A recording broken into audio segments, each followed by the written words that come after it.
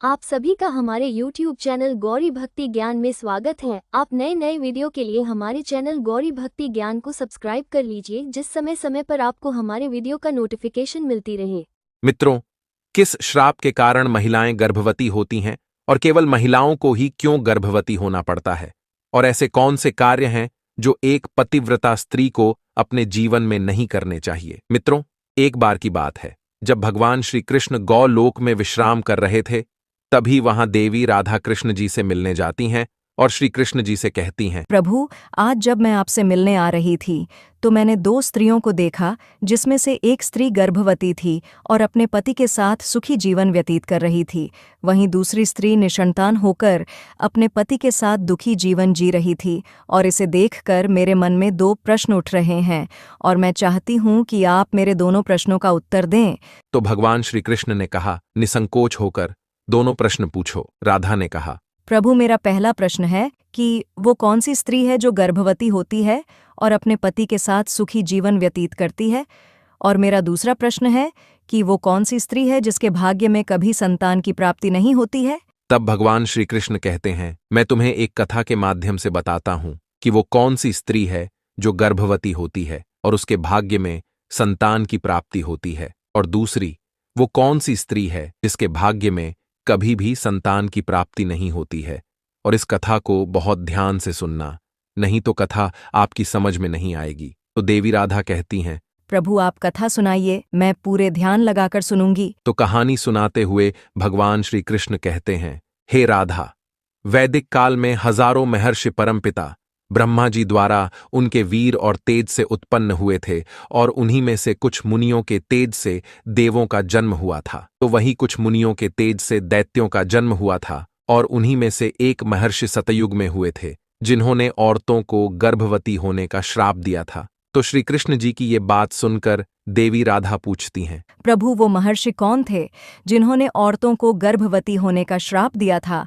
और संसार की सबसे पहले गर्भवती होने वाली औरत कौन थी? अब श्री कृष्ण कहते हैं, इस बात का वर्णन रामायण के उत्तरकांड में महर्षि वाल्मीकि जी ने किया है, और यह सतयुग काल की बात है, जब ब्रह्मा जी के पुत्र पुलस्त्य सुमेरु पर्वत के ऊपर बैठकर घोर तपस्या कर रहे थे, और तभी वहां से कुछ कन्याएं जा रही थीं, और वे पुलस्त्य को कठोर तपस्या करते देखकर विचलित होने लगीं और उनके पास जाकर उनकी तपस्या में बाधा डालने लगी। तभी तपस्या कर रहे पुलस्त्य जी ने क्रोध में आकर उन सभी कन्याओं को श्राप दे दिया कि अब जो भी कन्या उनके सामने आएगी वो कन्या गर्भवती हो जाएगी। और वहां मौजूद सभी कन्याएं पुलस्त्य जी की ये बात सुनकर डरकर वहां से चली गईं। लेकिन एक कन्या को उनके इस श्राप के बारे में नहीं पता था, और एक दिन वो अपनी सहेलियों को ढूंढते हुए पुलस्त्य जी के सामने आ गई, और पुलस्त्य जी उस समय वेदों का पाठ कर रहे थे। और जैसे ही पुलस्त्य जी ने उस कन्या को देखा, वैसे ही उस कन्या पर श्राप का असर होने लगा। तुरंत उस कन्या का शरीर पीला पड़ गया और वो गर्भवती हो गई।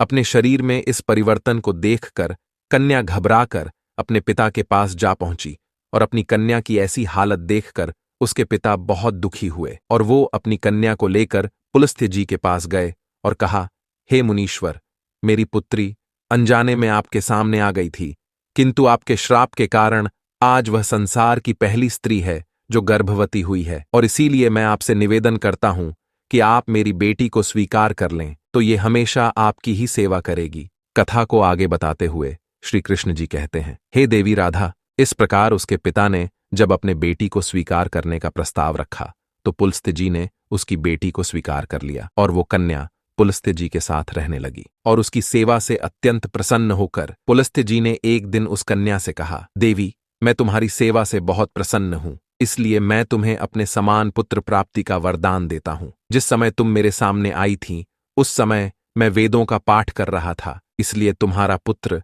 वेदों का ज्ञान देने वाला विश्वा के नाम से जाना जाएगा। और कथा को आगे बताते हुए श्री कृष्ण कहते हैं, हे देवी राधा, कुछ समय बाद उस कन्या ने एक पुत्र को जन्म दिया, और जैसा कि पुलस्त्य जी ने कहा था कि तुम्हारा पुत्र विश्वा के नाम से जाना जाएगा, बिल्कुल वैसा ही हुआ, और उसका नाम विश्वामित्र रखा गया।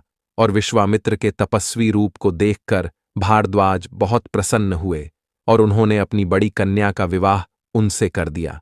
मित्रों, भगवान श्री कृष्ण कथा को आगे बताते हुए कहते हैं, इस तरह कुछ दिन बाद उनका भी पुत्र हुआ, इसका नाम श्रवण रखा गया। इस प्रकार भगवान श्री कृष्ण कहते हैं, हे देवी राधा, मेरी कथा समाप्त हुई। अब मैं तुम्हारे प्रश्नों का उत्तर देता हूं।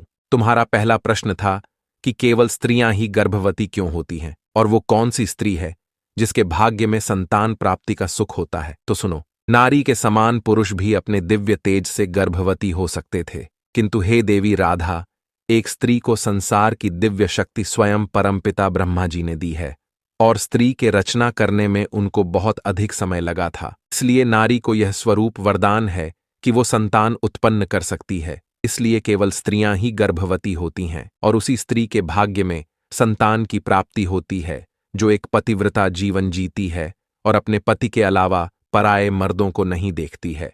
और तुम्हारा दूसरा प्रश्न ये था कि वो कौन सी स्त्री है जिसके भाग्य में संतान की प्राप्ति नहीं होती है।